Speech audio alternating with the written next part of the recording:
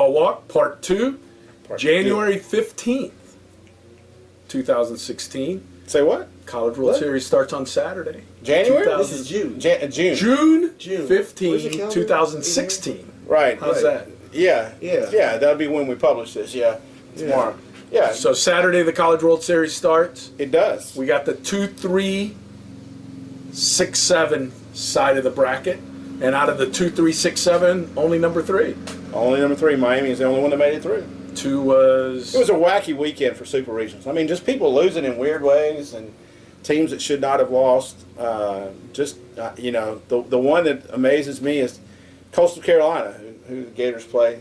Going into LSU. Going into LSU, going into Alex Box, and winning 2 out of 3.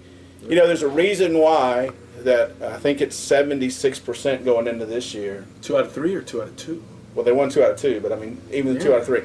But 76% of the teams that host end up going to the College World Series. And there's a reason why. It's hard to win 2 games on the road and against a good team, any good team.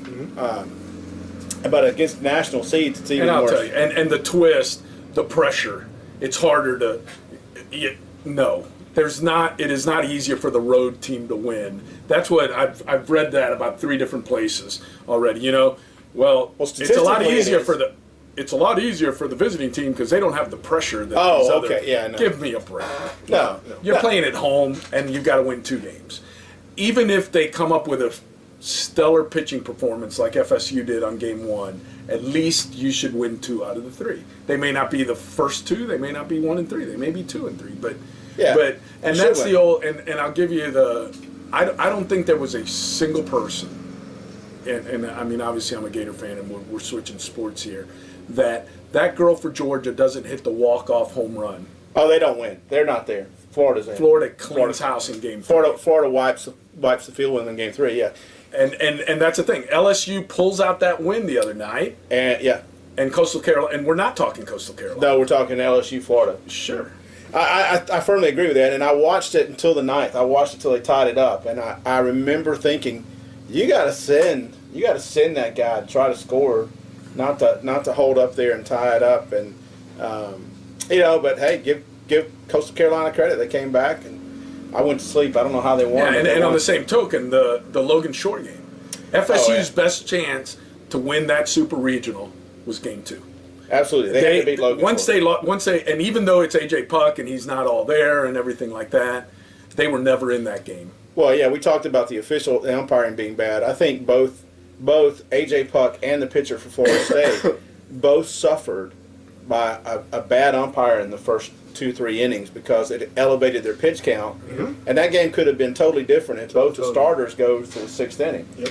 And so whenever you say, I have friends that say, "Oh, it shouldn't matter about the umpire." Well, it does matter about the umpire because now you're not talking about having your number 3 pitcher, and especially for Florida State, which didn't have a very deep bullpen, you're not having their number 3 pitcher in there in the 5th, 6th, 7th innings. You've got guys that you're hoping to get through rather than guys that you know. And the other part that you got to learn, you got to adjust the strike zone.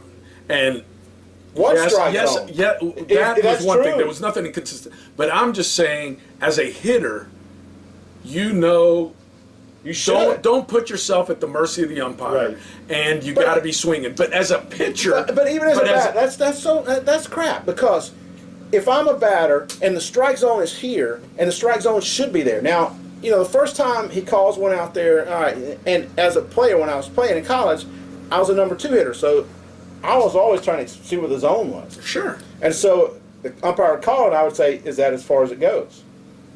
And most of the time they would say yes or no. And if that's true, then I know where that is. And so, yes, then I need to adjust. But the problem is if that pitch is a strike this time, it's a ball the next time, That's true. and 2 inches out further is a strike the next time. As a hitter, you can't. But I'm just saying, it is easier for a hitter to adjust because then you got to be up there swinging. Go up there and be swinging. Well, I wouldn't have been swinging. The only thing he's got is throw it down the middle of the plate. Right, and that's what they should have been doing. I mean, Logan. Puck is good enough that Puck could tell you, I'm going to throw a fastball right down the middle of the plate. And if he could throw it down the middle, that's his problem is he can't. He has so much run on the ball that he can't throw it down the middle of the plate. And he doesn't know how much run he's going to get. And I'm just wondering. But that's the one thing when you're shouldn't he go to a 4-seam fastball instead of a 2-seamer? Because the 2-seam's running too much. You go to a 4-seam, which doesn't run as much, and you got a little bit more control. Lift but the thing is, when you're throwing that 2-seam, and he's catching it on the inside corner, and it's getting called the ball, there is no way the catcher is catching it That's here a strike. without that ball having crossed the plate. That's a strike. But how much of it is on the umpire is ego, and maybe the feeling to control the game? And do you think that has anything to do with it? Well, I don't know. I mean, you'd have to ask the umpire. You have to ask the umpire. He was just bad. I mean, he was. Some umpires, I think that's the case. I mean, we watched the women's college super regionals when they were here. And before the game even started, I turned to, I don't know, you weren't with me. I wasn't there. Turned to the guy sitting beside me, and I said, the woman behind the plate is going to insert herself in the outcome of the game before the end of the game. And in the first inning, she runs the Georgia coach, one of the Georgia coaches. And I'm like, there you go. I mean, it happened. You can see it. You can see it happen where certain umpires have this attitude, like, well, I'm the sole authority. It happened last night in the Miami game. You were going to tell me. Yeah. So here's the story about the Marlins. You were going to give me a Marlins. I was going to two things that happened last night. The first inning, Jurich is first and second, and Jurich is up, hits a little dribbler between the pitching mound and first baseman. The first baseman goes and grabs it, runs over to tag him, and Jurich, Yelich, I would say Jurich. Yelich kinds of steps out of the baseline, but his body, he kept his upper body in the baseline and dove for the base, avoided the tag, and touched the base. And the umpire called him out for being out of the. How can you be out of the baseline if you can still get the bag? That was Mattingly's. Mattingly immediately comes out of the dugout, and he's not going ballistic, but he's really going at him, at the umpire. And that's his exact argument. You can read his lips saying, "How can you be out of the baseline if you can touch the base?" He doesn't have 6-foot-long arms, right. So you can't. You got to be in there, And so he ended up playing the game under protest, but you said they won, so I guess they'll drop the protest. But they ended up calling him out of the baseline. Wow. And because his foot did technically go outside. Now he was running on the right side, the foul side of the baseline in that running alley. Okay. So he was right on the edge of it. And then he did take one step outside of that before he dove. But he kept his body. It wasn't like he leaned way out to the right and he dove back in underneath him. And so it would have been interesting to see what would happen if they lost. But they brought all the umpires in, and nobody. Did that go to review? Can't go to review. It cannot be reviewed. So they could not review it. So they couldn't do that. Let's see if we're. Oh, we're still. Okay, I think we're still live. We're still recording. So we're still good. So that was the one thing about the Marlins last night. And your other story? The other story. Later in the game. I flipped off of something else and came back to it. And I just heard the Miami broadcasters, and I don't know who they are, because I don't watch that many Marlins games. It's not Carlos Pena. Yeah, he's horrible. Please, Carlos, please, don't. And I'll tell you what, and Alex Cora, did you get a chance to see Alex? Alex is good commentary on baseball tonight. Play-by-play? No, not good. Not good. I'll tell you who is good. Raul Ibanez. You told me that before. Raul Ibanez is going to be the next. I thought it was kind of funny with the Florida game on Sunday. You have a Seminole and a volunteer having to call a game with Florida State. That was. And I thought they did pretty good. There's some moments where the last minute. When the Gators are about to go to the College World Series. And it's all about Mike Martin and how good, and what a great team he's got coming back next year. And what a great coach he is, what a great man he is. I mean, I get all that, but that was a little over the top. Well, they're not the team that won. No, they're not. So you go about I saw that, but Alex Cora was doing the Miami series. Yeah. Which again, and Ben was, what's his name, the pitcher, Ben McDonald. What? Ben McDonald. Ben McDonald was doing the LSU series. I mean, it's getting to come on. Yeah. Don't do that. Yeah. You got all these people at least. Yeah, we're still running. I'm just checking to make sure we're still recording. Okay. That's so what happened? I'm sorry. I all right, so digressed. Could be Preston Wilson is probably who it is. I like Preston Wilson. I don't know who it was. They're having this conversation, and apparently Stanton had struck out or whatever in the inning before. Again. And so they were like, do you send Giancarlos to the minor league to work on his swing? How long has he been in the big? Do they have options on him still? I don't know. But see, that's not. You can't send him to the minors unless he's hurt. That's the problem. Once you've put so much time, you can't do that at the risk of he has to be designated for assignment to be sent down to the minor leagues, and every team's got to pass on him. Yeah, that's not going to happen. And unless he's injured and you're on a rehab assignment, now all of a sudden He gets a sore hammy. right, and then He goes on the 15-day disabled list because he has a sore hamstring. I don't know. He's struggling.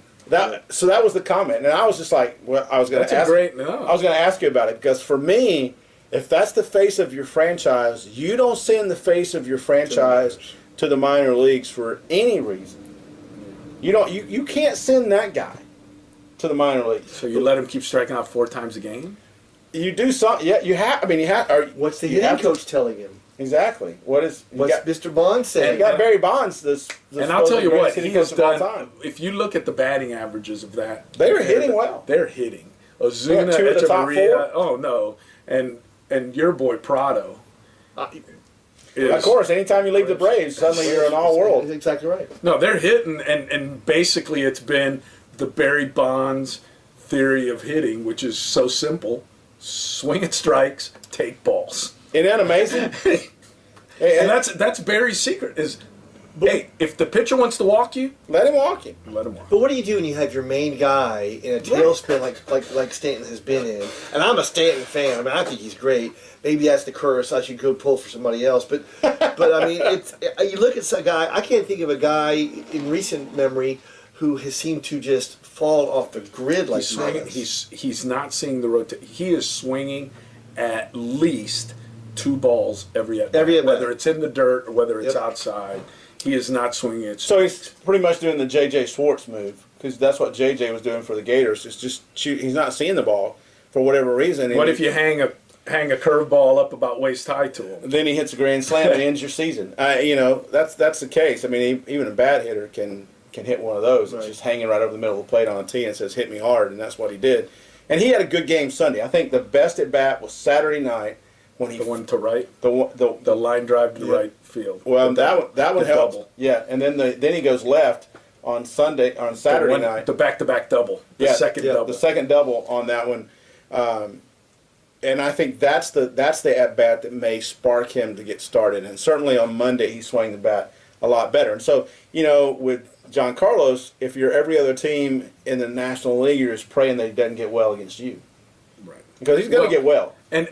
And the thing with him is he's always been this way, but it's only been for about a week. Right. When Giancarlo gets hot for 10-day period of time, it's 9 home runs in 10 days, and it's just ridiculous. Yeah. And then he gets where when he's bad, he's always been bad. He's really bad. He's never been this bad this long during his career. Well, that's kind of, I guess it happens. It happens to everybody, and who knows why. I mean, you never know. You never know what's going on at home. You never know what's going on behind the scenes. You don't know what's happening in his family's life. You don't know. All those kind of things happen when you go to the ballpark. It messes up your mind, and then you start pressing a little bit. You start swinging at pitches that you shouldn't be swinging at. Did you watch Baumgartner last night? I didn't see him last night. I actually saw the highlights this morning. He's pretty good. Yeah, we talk about all these other guys, and that's just, I wanted to throw that out because we mentioned Sale, and we mentioned Kershaw, and we mentioned Jose. And here's the thing. You don't get to the big leagues and be an average pitcher. You got to be pretty good. He's Sclafani, who just was here not too long ago, had an outing the other day, saw for the Reds. So what did he do? I'm sorry, what did he do? He's a starter. Yeah. Oh, Baumgartner? Yeah. Won his 9th in a row. And the thing is, he's good for a home run every 4 or 5 games. Sure. He wants to be in the home run derby. Let him. I'm all for it. Yeah, let him swing the stick. He can. Oh, let him swing the stick. I mean, that'd make the home run derby worth watching. Dennis Cook. You remember Dennis Cook? Sure. Texas pitcher, reliever, lefty.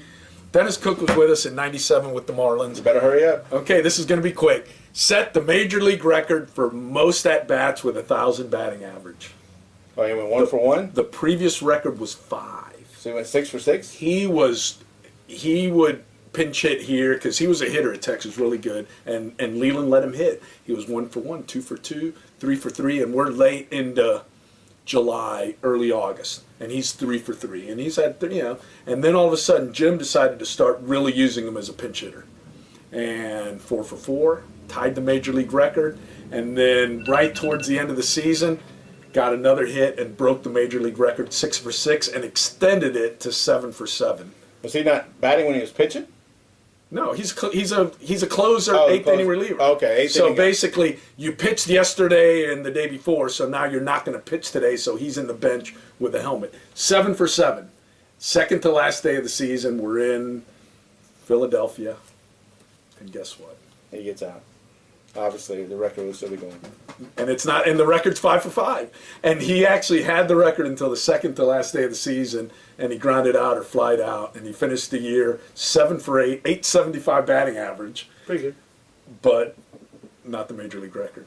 How's it not the major league record? Hey, He went had 6 longer. for 6. No, because what was his For the season. for the batting average? 1,000 batting average with the most at bats. He did not finish with 1,000 batting average. It doesn't matter when. Nobody finishes with 1,000 batting average. By the Some way, guy did 5 for 5. no, he finished with 1. His batting average is 1. 1.00. One, yeah. So on that note, I finally got one right over on him. You guys check us out down here. Send us a message. We'll see you Send us a guys message. next week. Have a great week. Play some ball if you get a chance. And .333 here of the team saying, we'll see you next week. Play ball. Play ball. All right.